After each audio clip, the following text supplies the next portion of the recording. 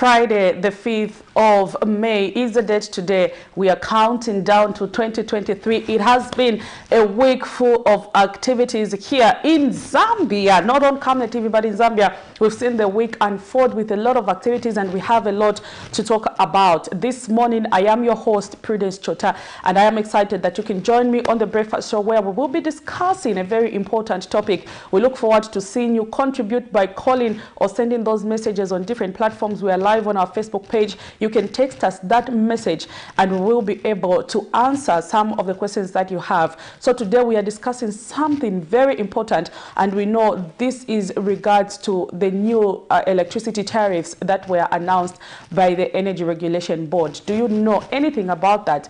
What is it that you know? Remember, ZESCO did make a proposal, and the Energy Regulation Board had to sit, and then they had to digest what ZESCO proposed, and they had to come up with a decision. So if you're buying electricity, 100 units, how much would you have to spend? If you're buying 300 units, how much would you have to spend? How has it been broken down? How will companies be using electricity, and how much will they be charged? That is a topic we are discussing in studio today, and we expect you, the viewer out there, to send those messages, phone us, and let's get to interact. Remember, the issue of electricity is a very important topic which needs everyone to understand, so that you know how is it that you are consuming those units. So even before we get into our conversation this morning, we are going to directly dive into our morning boost, where we bring you the gym in the comfort of your home or wherever you are. Remember, this particular segment is also live on our Facebook page. When the program is done, at your own spare time,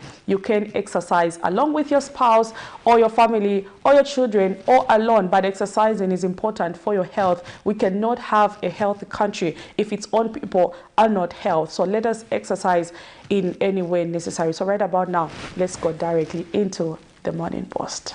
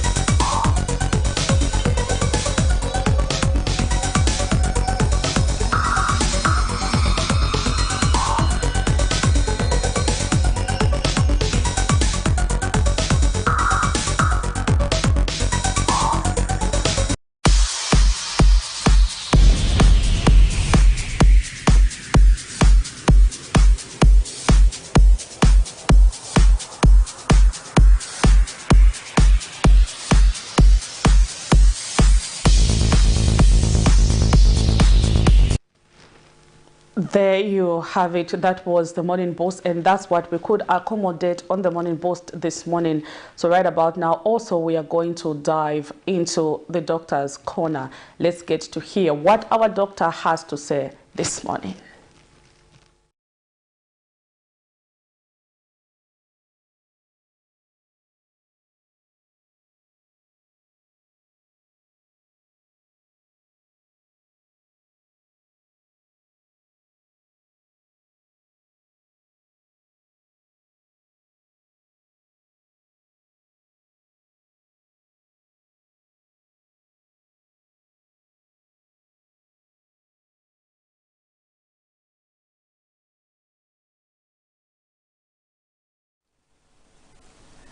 Good morning and welcome to the Health Corner here on the Breakfast Show. I am Dr. Nakubia Namfaya. So this week we are talking about anxiety disorder, and yesterday we talked about some of the types of anxiety disorder. We say that there is what we call generalized anxiety disorder, then there is also panic attack and social anxiety disorder, and also specific disorders. So today we'll talk about some of the signs and symptoms of anxiety disorders. Now, before we talk about some of the signs and symptoms, let me just briefly talk about the causes. People who have anxiety disorder usually it's caused by probably being in a situation where they were traumatized by a certain experience. So it could stem from trauma. So if someone has an experience where they were traumatized in a social situation and they were so embarrassed and they couldn't cope, or the response was so overwhelming for them, then they might develop social phobia, for example. Somebody who was traumatized because maybe they encountered a snake, they might have phobia to animals. And so these are phobias that can develop due to a certain trauma that occurred in a person's life. The other cause is that it might be genetic, for example. So if somebody would maybe develop a certain predisposition to have low self-esteem or depression, they might also have a tendency to have anxiety in certain situations. So they might have generalized anxiety where they feel anxious for different things, and they can't ride in a bus, they can't go out, they can't do certain normal things that people would normally do. They're afraid of being married, they're afraid of having children, they're afraid of owning a dog. So those are generalized anxieties, and these people would not only have one specific a fear or a phobia, but they would have a number of things that would affect them. So they could possibly have inherited a gene that could have caused them to have such behaviors. Then the other thing is alcohol abuse, drug abuse, caffeine can also predispose people to having anxiety disorders. Some of these drinks that we are taking, the alcohol, can actually lead to having anxiety disorders. So those are some of the causes of anxiety disorders, and usually the brain would produce hormones, or the body would produce certain chemicals that would overwhelm the body itself and overwhelm the person, and so that is how come they have this exaggerated fear towards certain objects or certain situations. Now, coming to the symptoms. So with generalized anxiety disorder, people with generalized anxiety disorder would have symptoms of being restless, symptoms of fear, symptoms of fatigue. So they would have fatigue, they would be restless, they would have difficulties sleeping, difficulties concentrating, and these symptoms would come about because they are having a lot of anxious thoughts, and they're having a lot of thoughts that maybe something would go wrong, and the fear is so overwhelming that they might even fail to function on a day-to-day basis. And usually these symptoms would have to be there for at least 6 months. So they come, they go, they come and go, and they come on most days in a week. So it's not every day. Maybe sometimes the person is just calm and they're okay, but maybe they are exposed to a situation and they have these fears. They have all these feelings of being restless, feelings of being losing control in those situations. So if those symptoms continue for about 6 months, then we would say that the person has generalized anxiety disorder. Then when it comes to panic attack, a person would usually experience symptoms of sweating. So they would have this, they'll start sweating so much, they have palpitations, their heart feels like it's racing, and they just can't focus in that at that point.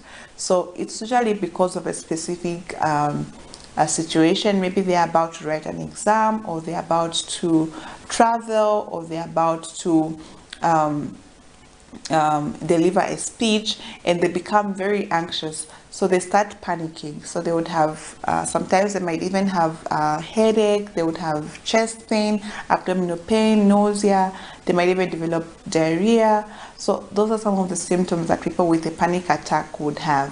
And these panic attacks can sometimes mimic a heart attack. So some patients would even think they are experiencing a heart attack because maybe they're having chest pain and they're having all these palpitations. But when you go to the hospital, they would most likely test you to see if you had any cardiac or heart problem, but there would be nothing. And the only way we can, the only thing that would make sense is that the person was having a panic attack in that situation. So those are some of the symptoms of people who would have a generalized anxiety disorder and even panic attacks. For specific phobias and social anxiety disorder, they would have the similar kind of symptoms where their heart is racing, they are restless, and they're sweating, and maybe feeling like they're losing control, out of control, and in those situations, so depending on the type of phobia it is, they would experience these symptoms. Depending on whether it's a social phobia or phobia for animals, they would experience those symptoms.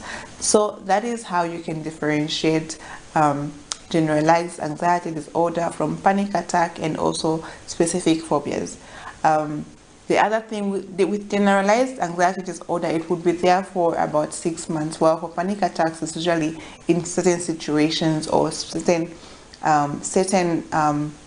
social events or situations where a person has to write an exam or deliver a speech. With social phobia, it would be people who are about to attend an event, a wedding, a function, a party, and they become so afraid of meeting people or afraid of being embarrassed or being ridiculed in those situations. Then for people who would have specific phobias, it would be because they have encountered a specific animal or a specific situation which really makes them afraid and makes them get worried so much. So that is how you can tell the symptoms from each other. The other thing with generalized anxiety disorder, they would have sleep disturbances. So they can't sleep well at night on most days of the week. And they are struggling so much to sleep, and so they become fatigued and they become very tired. So I hope you have learned something today. If you miss any other episodes, you can watch them on my YouTube channel. Please invite your friends to watch The Breakfast Show and to learn a lot about health and other topics that are discussed on The Breakfast Show. I'll see you again tomorrow. Make sure you invite your friends. Stay blessed and stay healthy.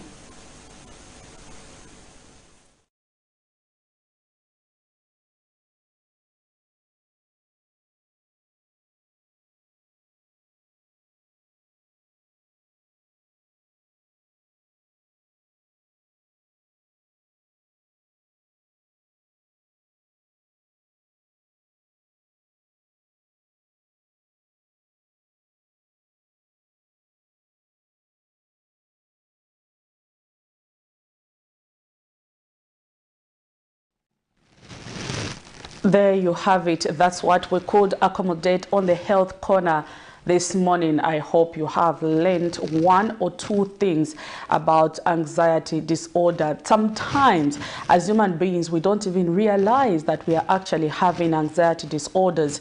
And most of the time when we see people in such a situation, we tend to mistake them to being insane and something like that. But there are a number of factors that contribute to anxiety disorder. So let us do what the doctors tell us on studio when they appear on Camnet TV. Remember, we bring you this program because we want you to learn a lot about health tips and how you can go about it in case you encounter some of the challenges that we encounter on in our everyday life and you don't know how to go about it. The Doctor's Corner is here to provide you solutions to that. So you can send us messages on some particular topics that you would like the doctor actually to discuss on the breakfast show, and we will be able to forward them to her and she will talk about them. So even right about now, we are going to zoom into the money markets to see how is it that our local currency is performing against other major convertibles. Kwacha there buying at 19 kwacha 59 ingwe for euro and selling at 19 kwacha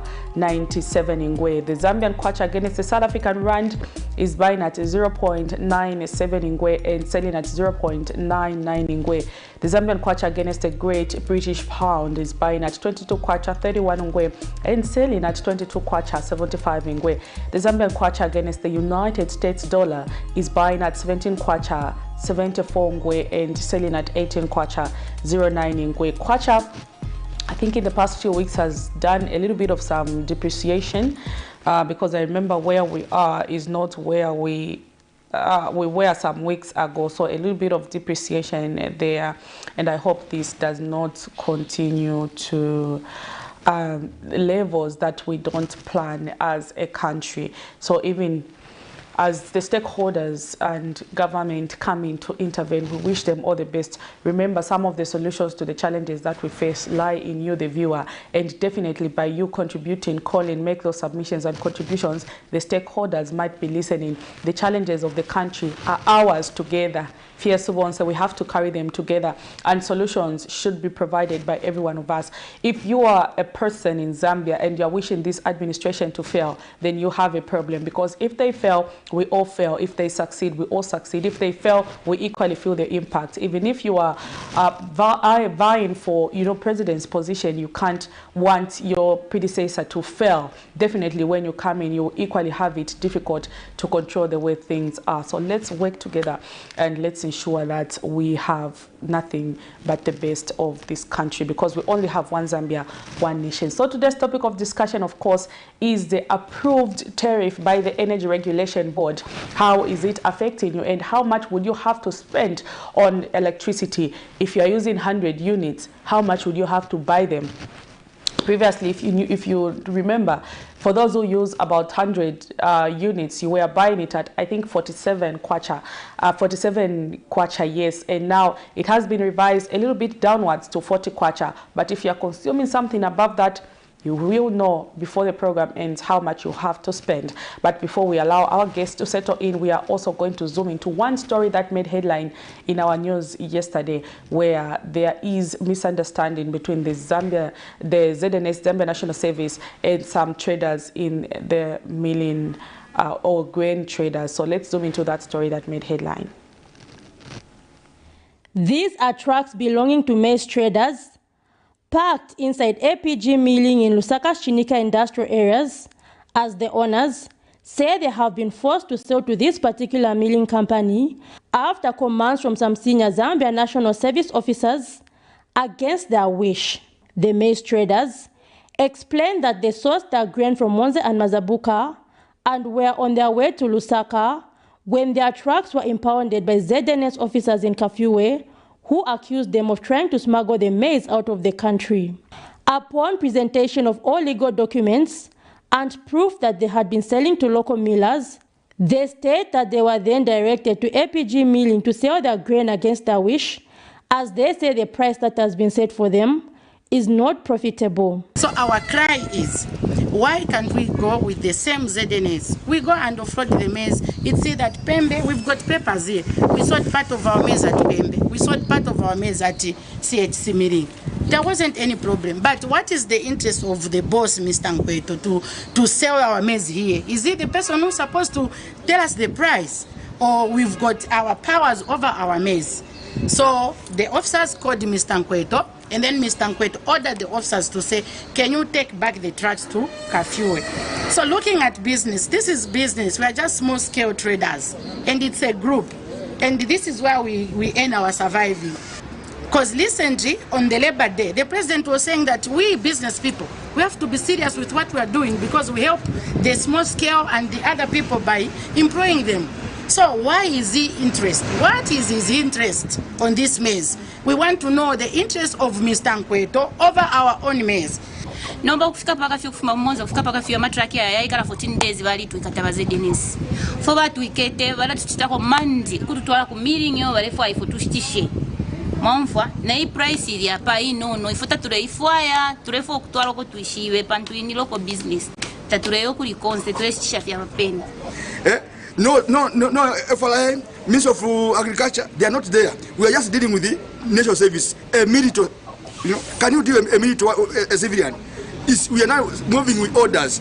Go left, go right. This is a dictator. See? So please, we are requesting for the stockholders to say, we want to sell the maize to whereby we are going to make a profit. The traders have questioned who stands to benefit from the milling company. So us, we are directed by FRI. After getting the authority to load maize at Monze, taking them to Zendek Limited, CHC. Now we are surprising that later on someone gave us instruction to bring the maize here. When we came here, we go to that white man there. He's saying he can't buy maize at 4 kwacha 18. He can only buy maize at 4 kwacha, not 4 kwacha 18. Then the white man said, take this maize, sell wherever you want to sell. Now, surprising this ZNS, they are saying, we want you people to sell this maize here. These are the documents to show that we offloaded the maize at CHC meeting. And the other ones which came yesterday, we sold them at Pembe meeting. We don't have any other plans of selling somewhere else apart from within Lusaka. The Zambia National Service Public Relations Unit, when contacted, says the matter will be quickly resolved as there was a small misunderstanding. Camnet News will continue to follow the story and see how it unfolds. Zipporah Mshala, Camnet News, Lusaka. There you have it. That was one of the stories that we aired in our news yesterday, where there is some misunderstanding there between the National Service and, of course, some traders in grain. It is unfortunate that, that maize was in transit to Tanzania, but because government can no longer allow maize to leave the country, they have been forced to sell the maize on the Zambian market.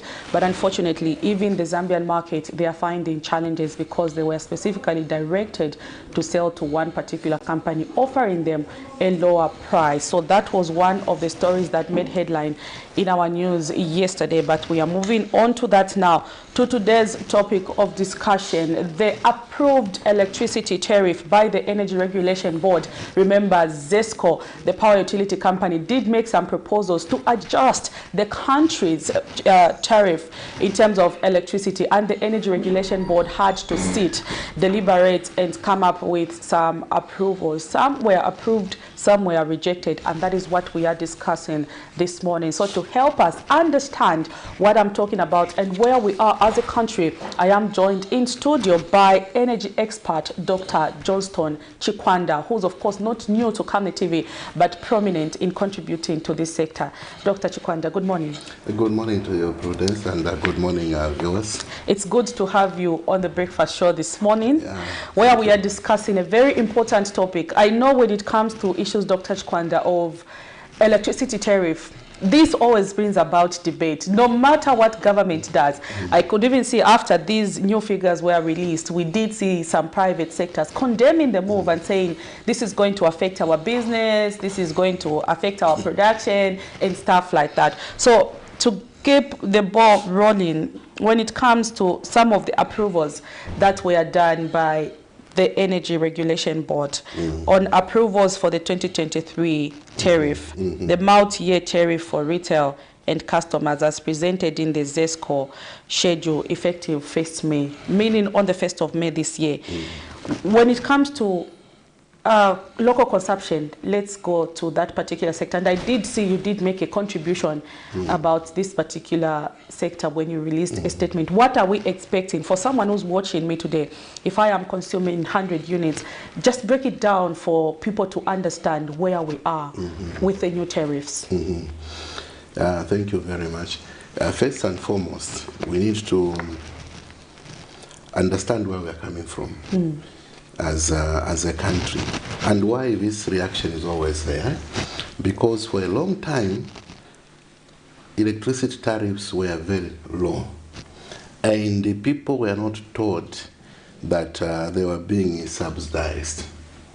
And when we begin to remove the subsidies, then you will get people to react, because they had gotten used to very, very cheap electricity. That is what was going on.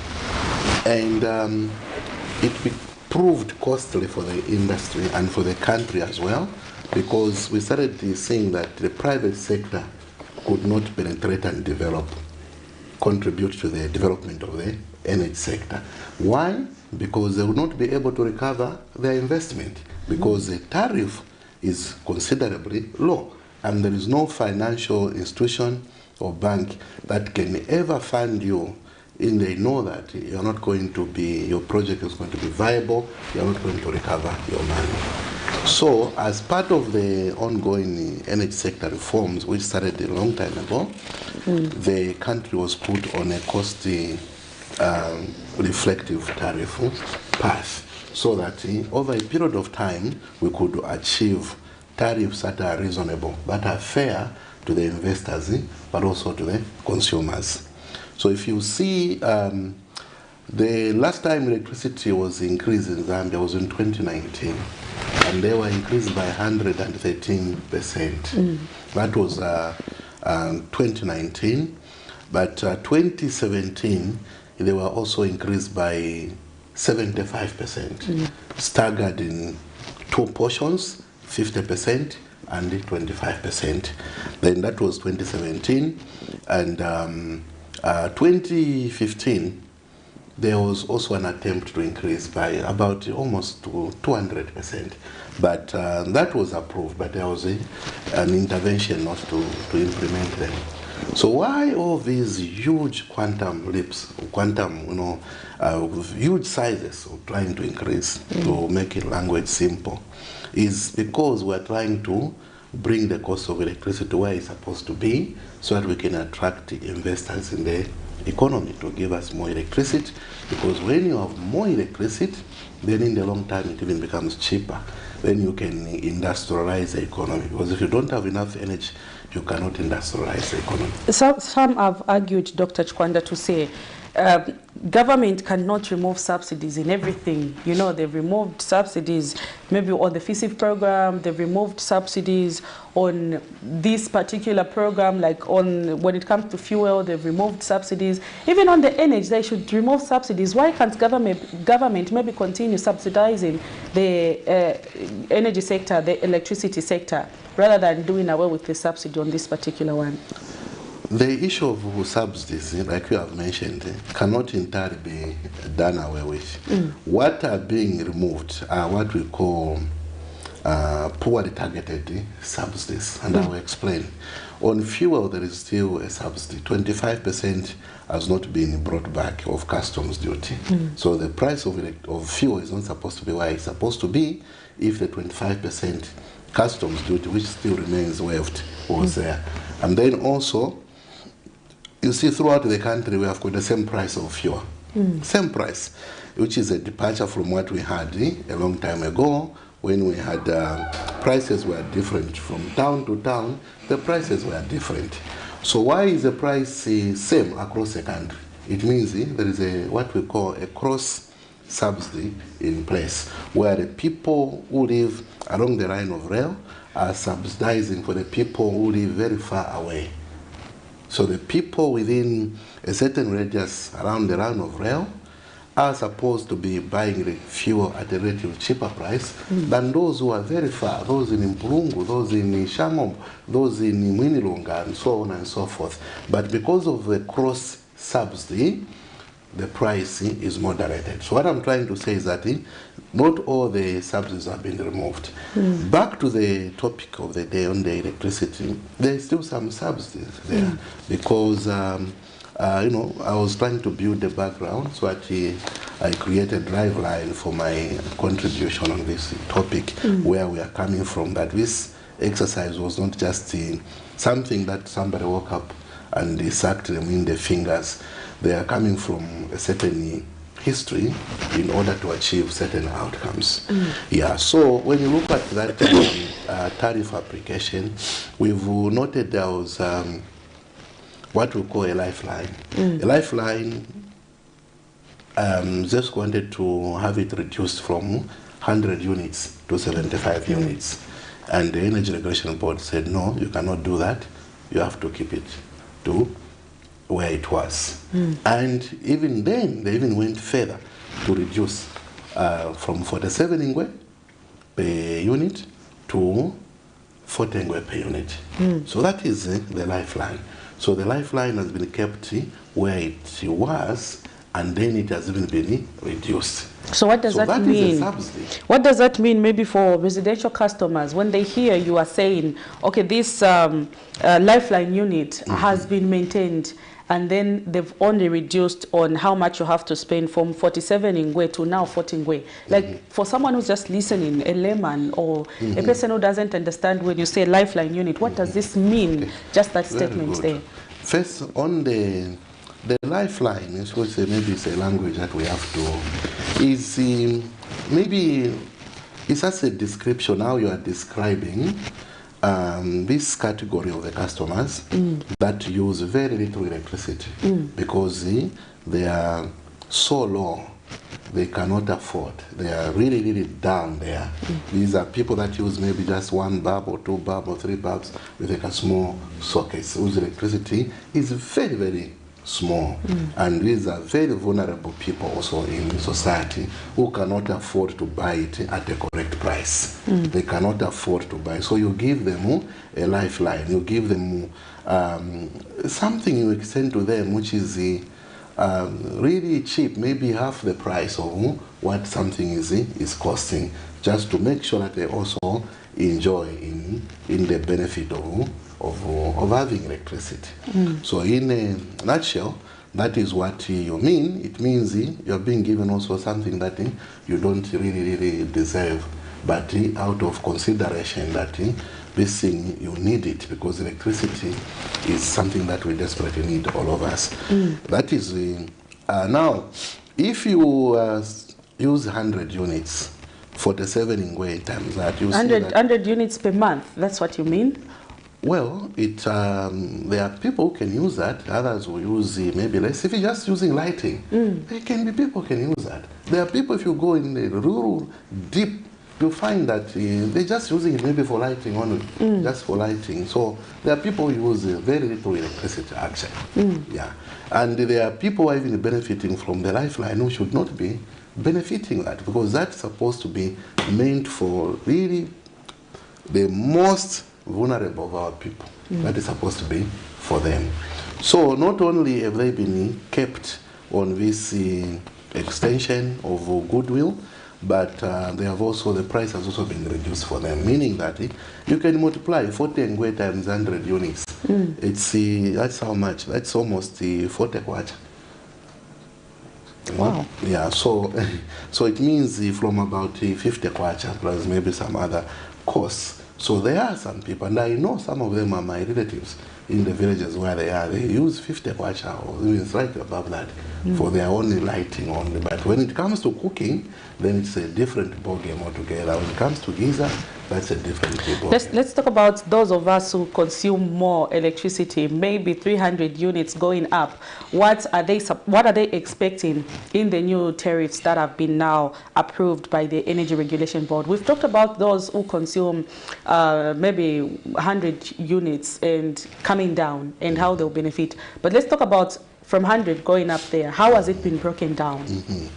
First and foremost, what we have seen is there has been an approval to include the customer category, because the customers are in different categories. They call them bands, but I like to use the word simplicity, customer categories. So there is customer category number 1, which is where you have the lifeline, those who use very small electricity. Then you have got customer category number 2, customer category number 3, and a new inclusion, customer category number 4. On customer category number 2, this is where you get people that are using between 100 units to 300 units. What we've seen there is that the Energy Regulation Board has approved an increase by 10 ingwe per unit. 10 ingwe per unit. Meaning that if you use 300 units, 10 ingwe times 300, that looks like 3,000 ingwe, which is how much? You can compute that, maybe 30 kwacha. That's what it comes to. And yeah, about 30 kwacha increase if you use the 300 units. So because that's going to buy 10 ingwe, and which is really minor when you look at the history where we're coming from, or 2019 when they went up by 113%. Then those that use between 300 to 500, the tariff actually has been reduced by 40 ingwe, which is now massive. Because when I do my calculation, I find that this is a cluster where the middle class is. But I have an issue with that, Dr. Chikwanda. For those who use between 100 and 300, there's been an increase in 10 ingwe. But for those who are using between 400 and 500, where most of those in the middle income are, it has been reduced by 40 ingwe. I know, it has been reduced, yes, by 40 ingwe. And that is the fact of the matter. There are a lot of computations which had to go into this. So they look at the analytics, who is using what, how many people are using, are in this category, how many are in this band. So that information was made available by the consultant who was doing the cost of electricity service, which took about more than 2 years. So it helped us to categorize how many people are using electricity at this level, at different levels. So even when the discounts were being apportioned, there was sensitivity to know who is in this category, who is in that category. So on the overall, you'll find that from 0 to 500, actually, electricity on average has been reduced by 30 ingwe plus. On the overall, when I look at from 0 to 500. Meaning, this particular application was meant to protect the low and middle class income brackets by and large. And then we have seen a pattern which has shifted to putting the burden more on the people that use a lot of electricity, like myself. I use about 700, 800 units. So I'm the one who's going to bear the brunt, because I've been increased by 2 kwacha tungwe per unit. So anything above 500 units, I have to pay now about 2 kwacha tungwe per unit. So anybody who uses beyond 500, they're the ones who are carrying the burden. In other words, they're the ones who are subsidizing. For those who have only been increased marginally by 10 ingwe, they're not supposed to be increased by, supposed to be more than that. And those who have, they have reduced as well. You see, so there is a subsidy which is in place. This is the cross subsidy. So by and large, the people in the low income bracket and the middle class have been protected. But those that are up, who use a lot, are the ones bearing this brand. The same even for the commercial customers, where there was only commercial customer category number 1, commercial category number 2. But I've introduced 2 more categories, commercial customer category number 3 and 4. There we have also seen in category 1 and 2, they have also reduced. Now, who is in this commercial customer category? Number one. Number two, it is those people with tune timbers, those people in my shops, my salons, those that they are the ones that are falling in that category. But those in category number 3, 4, those are the ones now who use more than 500 units. These are big shops. These are big shops, meaning they use electricity more than the others. So, in other words, now, those who use more electricity are the ones who are being asked, can you carry the burden a bit more than those who are using less? Because initially, the attack was, this thing have increased now, you see, they are poor, the poorest in our society, this is going to have an impact. So we have seen a total shift in this application. Okay, I know maybe most of the time people debate over these issues for lack of, information, where you just hear, no ERB approved the ZESCO proposed tariff. You don't even know in which category you fall and in which category it has been. It's a communication. I always say that we need to improve our communication. But also, we may have to revisit the way we pronounce certain things, because when you say kilowatts, people don't understand that what is a kilowatt. The language they understand is units. But even when they go to buy electricity, they don't in person calling Marathi is 200 units, one person calling is 75 units. They say, I need electricity for 100 kwacha, I need electricity for 200 kwacha. I'm sure that's what you do yourself. You don't say, give me 79 units of electricity. So we need also to break this thing down to say that if you use the 200 kwacha for your units, you are buying them like this. Now you only be spending 190 kwacha or 170 kwacha, or you'll be spending now 20 kwacha on top of that. That is language, then you are driving it to the masses, to the people that, because it's 1 million customers. Now, and 1 million customers, there are a lot of people there who don't understand the technical jargon and the language that we use, and they don't even know when you say a kilowatt. What is a kilowatt? They prefer a unit. For the category 4 and category 5, is that where we see industries falling, or they also have a particular segment which has been streamlined for them? There are those who use bigger customers. There are those that have got a direct relationship with ZESCO, those like the mines and those. They are not part of this application because they negotiate separately with ZESCO.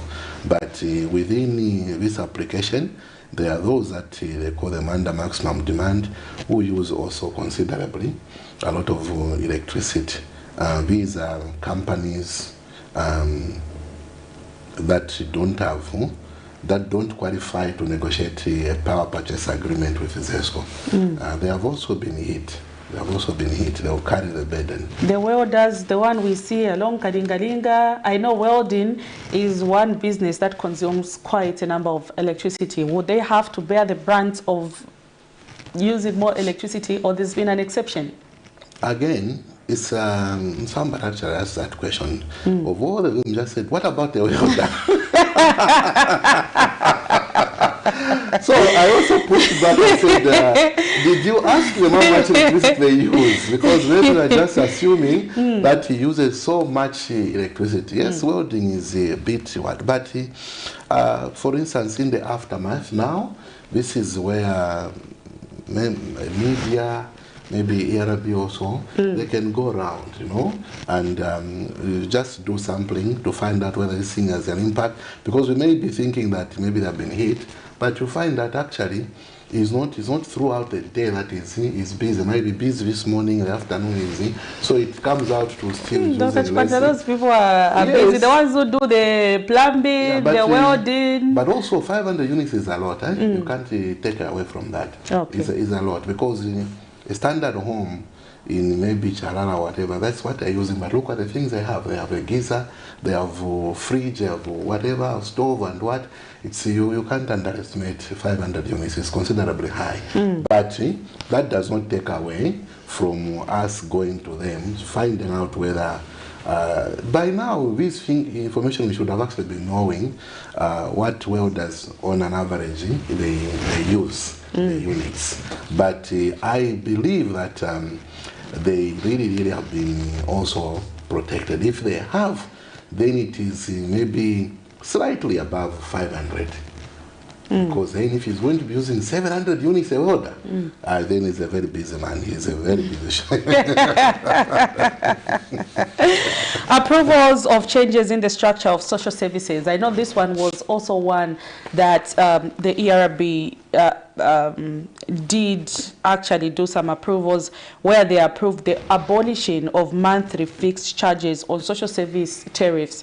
And in addition, the board has approved ZESCO's proposal to streamline the social tariff category to be strictly applicable to government and community schools, government hospitals and clinics, municipal street lighting and traffic light, places of worship, registered orphanages and registered old people's homes. What people have been removed in this social service tariff that will now have to bear the brunt, apart from these that ZESCO tried to mention here? First, you've seen there are about also a number of categories. Initially, we honored 2 social categories. Social category number 1, social category number 2. But they have introduced 2 more categories. Why? Because even at commercial customers, they have introduced 2 more categories, whereas at retail level, at household level, only 1 category. So they was looking at the profile of the market, how it has been changing, that you can segment them further. In fact, this can, in future, they can even segment further. And me, I'm very happy about this segmentation, because that bundling people in one basket, where you have a category which is so big, that was not helping. Others were benefiting at the expense of others. So you have to isolate. So this means by streamlining, it means that there were some people who potentially could be benefiting from what they're not supposed to be benefiting. So take it away from them. But the good part is that the monthly charge has been removed, which is one thing we should be celebrating. And also when you look at the tariff, what they used to pay, social category number 1 and social category number 2, actually on these 2, it has come down as well. So that means that outcry that the registered orphanages, they are paying so much electricity, the who else, the public schools, and so on and so forth. There are a lot of, a number of them you mentioned, they have been taken care of. Because if they are not, then you're making the cost of social services very, very expensive. So I think I am not sure if private schools are in that category. They may have been, sorry? Yeah, I'm saying being part of this category which has been mentioned. I don't think so. I think it's public government schools that have been kept, that have been retained under social services. There could be others that may have been sneaking in there, and which were not. The issue there is registered. You must be registered, recognized, I think, under applicable laws and regulations that you are offering a social service, which is verifiable. In the absence of that, you cannot be put on that tariff. But it's very encompassing. When you look at that, you can tell that very few have been left out. You're right, Dr. Chikwanda. You just remind me of something. I remember when I used to stay in Kadingalinga. I think a long time the way tariff were being done, it was just a matter of, okay, which locality are you in? Okay, I think you in this locality, you can fall under this. Because I remember at one point when I used to stay in Kadingalinga, every month, literally, we would depend on about 100 units to 150 units. And when it even goes above 100 units, sometimes we would be surprised to say, this month we've used a lot of electricity. But when I moved from there and went to PHI, same money, I bought electricity. I couldn't believe the units I was given. And I was wondering to say, what has changed?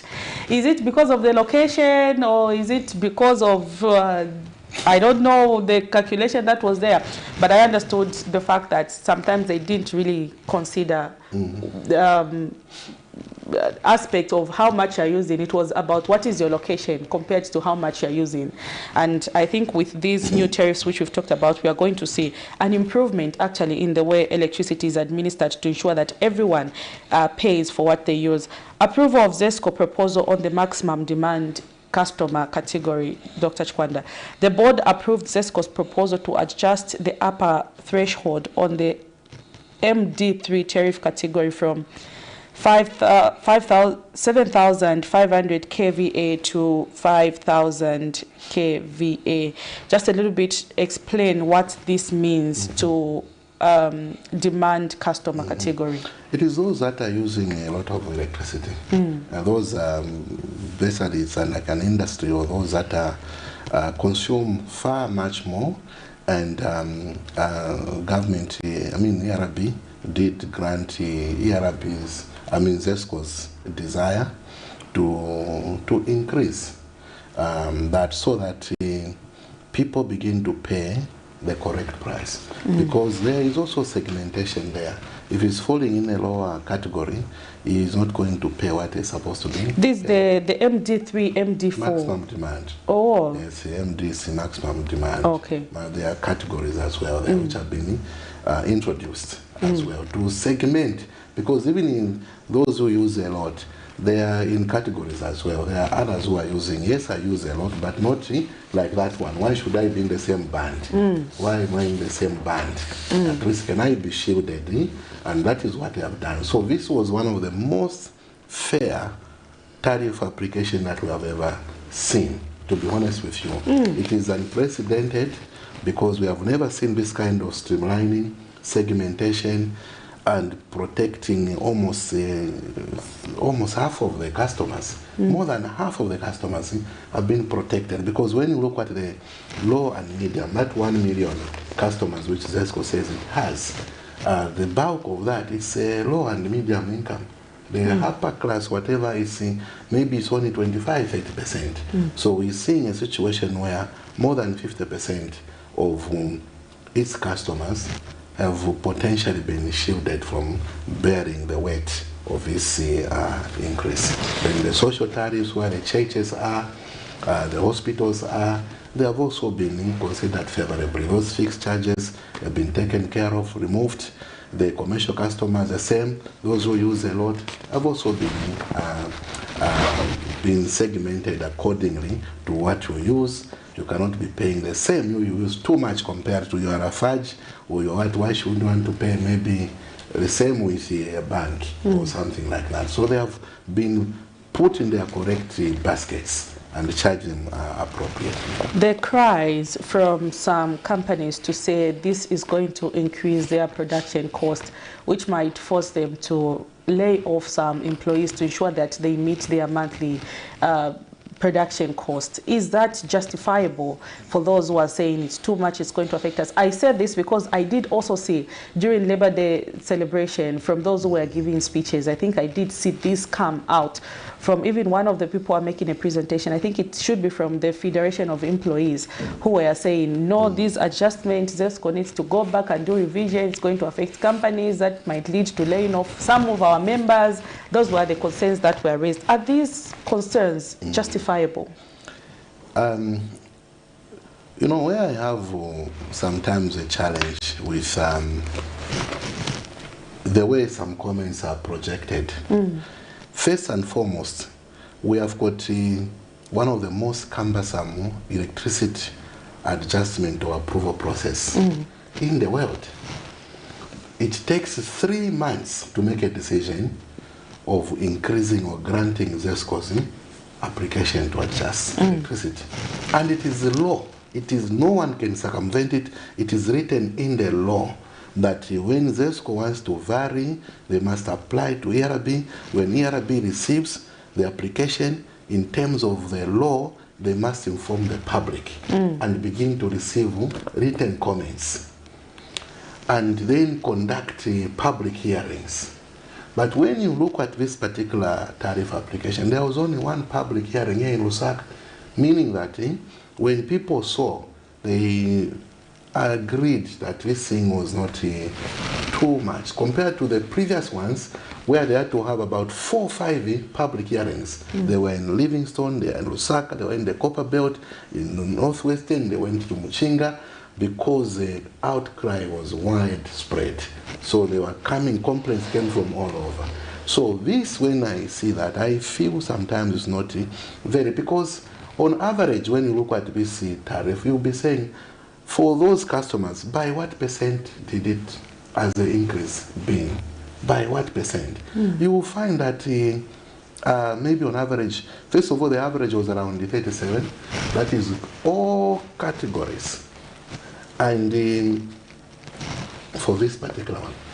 But when you streamline further, you go to the industry there, you find the increase is just on average about 20+%, not more than even 30%. But where are we coming from? The last increase was in 2019. From 2019 up to now, there has been no increase. And then you increase by on average of 23%, and that creates a firestorm. I think it is not very, I take a contrary view. Yes, you can expect a marginal escalation of certain things, but I don't think it will be something that can break the camel's back at an average of 23%. Yeah. Dr. Johnston Chikwanda is an energy expert, and this morning we are discussing the approved electricity tariff by the Energy Regulation Board. Remember, ZESCO did make an application to have tariffs revised, some upwards and others downwards. I think most of the proposals were that it should be adjusted upwards, but the Energy Regulation Board had to actually disapprove some of the suggestions. And this is what we are discussing this morning. In what category are you as a consumer? Have you been affected by the adjustment and so on? So this is what we are discussing with Dr. Chikwanda, who's just helping us break down how the adjustments were made.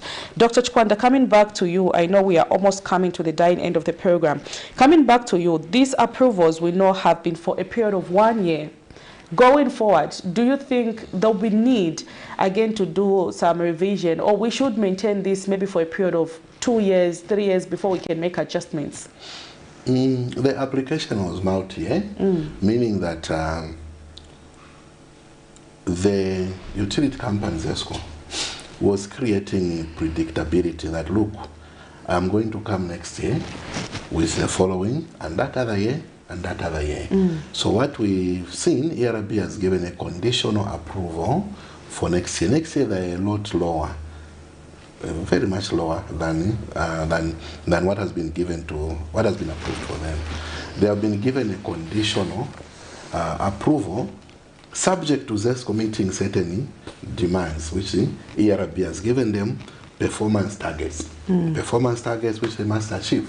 So subject to that, the performance of the exchange rate, and we can expect that even next year this is going to happen. This is because it's a journey which is aimed at bringing the electricity price to a level where it is supposed to be. I'm avoiding the word tariff. To a level where it is supposed to be in order to attract investment. We have a lot of pledges that have been coming. They are ranging in billions. I was reading a statement, I think, from Zambia Development Agency. The Director General was saying the pledges are sitting at about $8-point-something billion. The bulk of that is into the energy sector. All that, we have seen that in the past, but not to this extent. Of course, this is unprecedented now, pledges. But they risk not being actualized if we do not remove the bottlenecks in the industry by making it more viable. Because it's one thing for me to pledge that I'm going to do the following, and it's another thing for me to implement. The implementation model now, I have to see how much money I'm going to make. Is it, should I bring this money? Am I going to recover? So what we want to see is more investors coming in. When more investors come in, when we have more electricity, I can assure you even the price is even going to start going down. But what does that do also? It helps us to accelerate electrification in the country. As you know, we still have a very poor electrification rate at about 35%, slightly above that, meaning the bulk of our households are still in darkness. And we have SDG number 7, which we have to achieve by 2030, which is universal access to electricity for all. And we are at 8.1% in the rural areas, and we have 7 years remaining. So can you see the poor showing that we are, but thankfully we have seen increased funding also coming into Rural Education Authority, which is being doubled, so there is doubling of our efforts. Lastly, undertaking a human resource optimization program. According to the Energy Regulation Board, the 2021 cost of service study revealed that ZESCO was significantly overstaffed when benchmarked with similar utilities in the sub-Saharan region. The ERB has since noted that ZESCO has embarked on a human resource optimization program, which is scheduled to be completed by 2031. However, the ERB directed ZESCO to significantly accelerate the optimization program and bring forward the completion target to 31st December 2024. This will ensure the achievement of a quick turnaround in making ZESCO efficient. What is your comment with regards to the Energy Regulation Board's concern and, of course, the cost of service study that ZESCO is overstaffed? Do you think maybe going that way where we should break down the way ZESCO is structured will be significant in the operation of the company, or maybe it's going to leave a lot of loopholes in terms of performance? It is, first of all, there has been public sentiment for a long time that ZESCO was overstaffed, and especially other sector feelings was that it was top heavy. And I try not to delve much more because in 2017, I sat on a special task force that was set up to evaluate the performance of ZESCO, a technical, human resource, and all those kind of things, and present a report which went to Cabinet. We made very interesting findings that I'm still bound for so many years. But what is in public domain is in public domain. And the cost of service, as underlined, that ZESCO is overstaffed. It is possible because most parastatals in Africa, especially in the power utility, they are overstaffed because governments in African countries have tenders to deploy a lot of people in state-owned enterprises. So I'm not surprised that the consultant has affirmed what has been public perception, and now it's in public domain. The institution is overstaffed, and it needs to be made lean, because when you are overstaffed, then you have a lot of administrative costs and a lot which are putting you in a lost position. Even when at the top there you are coming well, but then because of so much overhead costs, you go into that. So it's now optimization. When do we do a staff audit? Who do we have here? Do we need all these people? You see? Because the organizational structure also may not have been attended to in a long time. So you might find that, okay, we have so many people outside the organizational structure, so maybe should we formalize and absorb them in the structure? If they are, at what level? Is it at the top? Is it in the middle management? Or is it at the bottom? Where do we have excess employees? Or is it everywhere, and to which position?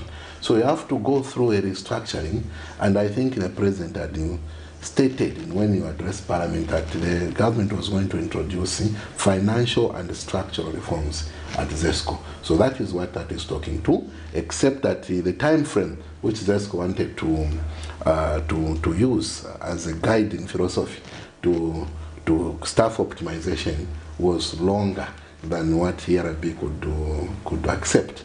So ERB says, no, you cannot take this in so many years. This thing you should be concluding by end of next year.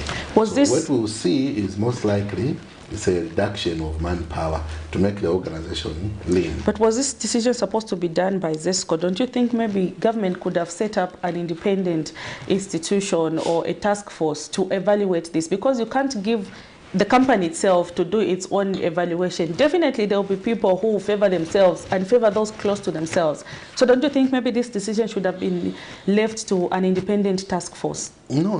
First of all, like I mentioned, there was a task force which I sat in, and we made our report. That information is there. Then this was an independent consultant who did from Europe, who undertook the audit of ZESCO and found that ZESCO is overstaffed. So already that's an independent, that's good information. But now it has to be left to the shareholders and the directors, the board, what are they going to do? Most likely they'll have to advertise for a consultant who can develop a new organizational structure for them and do what we call the workforce transitioning to a new organizational structure. There are a lot of competent practitioners, local and abroad, who can assist. But doing it for themselves, I don't think it's, you cannot do that. It's not good practice. I remember when I was working for SASO in South Africa, we went through 2 major restructuring. SASO had more than 40,000 employees. We went through what was called functional excellence, which was aimed at introducing excellence in our operations and cost reduction measures. Then we went through, after 2 years, operational Phoenix, because when we streamlined, we found that certain things were not working. So we had to rise above the challenges, above the ashes. So it was codenamed the Operation Phoenix. So there are all these consultants that came, and I can't mention some of them here, to assist with a new organizational structure, retitling, and then do the workforce transitioning. And during the period of workforce transitioning, no transfers were allowed. You cannot demote somebody, you cannot promote anybody, you cannot transfer people to different branches, whatever, to forestall what you are. You can't change conditions of service until everyone has been migrated to a new structure. So it's going to be very, very interesting, because now we are heading towards the home stretch of the electricity or the energy sector reforms, which started more than 15 years, because now we are inside ZESCO now, looking at what is happening. This is now in the tail end of the reforms. Interesting to learn of what it takes to do organization. What do you call it? Organization restructuring? Yes. Interesting there. This is Dr. Johnston Chikwanda, an energy expert in this particular segment. And this morning we were discussing the revised electricity tariff. Remember, ZESCO did make proposals to adjust some electricity tariffs, and the Energy Regulation Board had to sit and digest that information depending on the cost of service study that was done and of course given to Zambia. That information is in public domain. If you need more information about this, I think you can find information on different platforms. The Energy Regulation Board and other online platforms have this information, so you can get yourself information, acquaint yourself with some of this information, so that you know, even as we are consuming electricity every day, how much do I need to consume to ensure that I'm not paying more, and in what category can I fall to ensure that I don't have to feel the impact. It's that easy. Information, they say, is power. When you have the information, you have the power in your hands. So Dr. Chikwanda, unless you have something to say as we conclude? There were some projects that I think would also help ZESCO. The introduction of the, I think it was smart meters, which they wanted to introduce to help them be able to empower the consumer, where you can remotely switch off your power. Before you arrive home, you switch on your geyser using your cell phone, and those kind of things to empower people. Because with this, we need to also be moving with the time, so that we digitize as much as possible the industry. I think there is a need for ZESCO to update us where that program is. There was a sign-off, but I think it never took off, so that you empower people to be able to switch on their geysers and on and off as when they want. Even electricity at home, switch them off, on, without physically being available at home. Also, themselves, in case there is load shedding, when they have that technology in place, it means that they can maybe leave the electricity only, but anything that runs on sockets is off. You know, that way, instead of like now, if they say blackout this side, it's everything, whether the sockets, including what uses very little electricity, everything. But when we have better technology, it means that we can say, okay, I think take out the lights only, leave the sockets, or take out the sockets, leave this. And also, I would like to appeal to, I think, government in this particular case, to consider for now banning the importation in the country or the manufacturing of the conventional geysers for a period of time, so that we promote solar geysers for a period of time. That way, it is happening, but the migration is moving at a slow pace. We did it a few years ago when the filament bulbs were, initially it was don't use them, we're encouraging people to migrate to energy saving bulbs. People were not migrating at a pace that we wanted until government passed a law which outlawed the manufacture or importation of filament bulbs in the country. And here we are saving now more than 300 megawatts because of having moved to energy saving bulbs. But we realize that the solar, the geyser, is one of the major consumers of electricity in a household. So if people can be moved to a solar geyser, it would help them a lot. But this might require government intervention to be considered. Powerful submission there from Dr. Chikwanda to the government and to ZESCO. I know policymakers are listening because this program is aimed to bring solutions to some of the challenges that we are facing in the country. So for everyone who accompanied us on the program, tuned into Camnet TV to listen, we appreciate you. For those who've sent us messages on our Facebook platform, we appreciate your viewership. So from me, Prudence Chota, and the entire Camnet TV production team, and of course my guest for this morning, Dr. Johnston Chikwanda, this is where we have to say our goodbyes. I know it breaks my heart always to say goodbye, but to everything that is sweet, there is always an end, and this is where we have to wrap up the program. Till next week, please stay tuned to Camnet TV. Remember, Camnet TV is not just another channel. For those news items that you have in your area, if you are unable to reach us on phone, send us those messages on our Facebook page and we will be able to respond faster. So if you reach us, we are unable to respond, just send us a message to our Facebook page. Leave your number when you send that message so that it is easy for us to call you back in the soonest possible time. So keep watching Camnet TV. For now, it's bye and God bless you.